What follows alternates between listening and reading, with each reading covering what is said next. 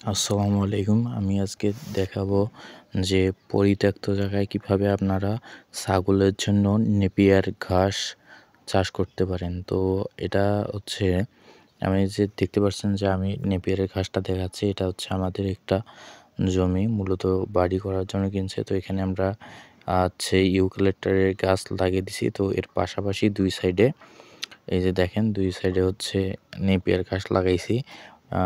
বেশ কিছুদিন হলো, মোটামুটি 15-16 দিন হবে নেপিয়ার ঘাস লাগার। কাটিং কাটছি আমি। কাটিং কাটার পরে দেখেন যে এরকম হইছে।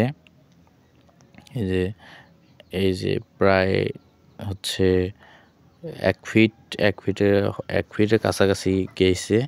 তো আমার কাটিং কাটছি হচ্ছে বৃষ্টি ছিল তখন। আপনারা কাটিং যদি লাগান তো বৃষ্টির সময় কাটিংটা লাগাবেন, তাহলে হচ্ছে কাটিং নষ্ট হবে না। তো আমি বৃষ্টির সময় লাগাইছিলাম। এটা হচ্ছে আমাদের ধান ক্ষেত।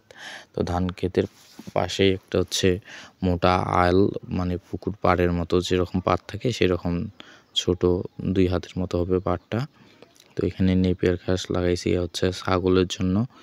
তো মূলত ঘাসটা বড় হয়েছে কিছু, আরও আমি দেখাই। আমি পুরো পাটটায় লাগাইছি। তো এটা হলে আশা করা যায় যে আপনাদের এরকম বাড়ির আশেপাশে যদি পরিত্যক্ত কোনো জায়গা থাকে বা জমির কোনো পাত থাকে, তাহলে আপনারা নেপিয়ার ঘাসের কাটিং লাগাতে পারেন।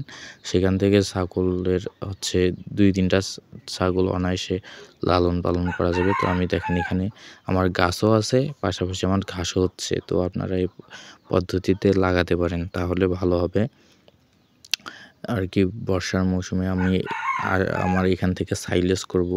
তো এই ঘাসে মূলত সাইলেজ করব। তো সাইলেজ আপনাদের দেখাবো সাইলেজ বানানো। তো আমার চ্যানেলটিকে সাবস্ক্রাইব করবেন, একটু লাইক এবং কমেন্ট করবেন। আমার চ্যানেলটি যেহেতু নতুন, তো একটু লাইক কমেন্ট করবেন, তাহলে আমাদের ভালোবাসার মানুষগুলোকে আমি দেখতে পারবো। তো এই যে দেখেন এখানে হচ্ছে নেপিয়ার ঘাসগুলো দেখেন 2 সাইডে লাগাইছি। এটা হচ্ছে মাঝখানে ইউক্যালিপটাসের গাছ। তো 2 সাইডে হচ্ছে নেপিয়ার ঘাস। তো ঘাসটি মোটামুটি 1 ফিটের কাছাকাছি হয়েছে। তো এটা বড় হলে কেটে এই ঘাসের সাইলেজ বানাবো। সাইলেজ বানিয়ে আমার ছাগলকে খাওয়ানোর নিয়ত আছে।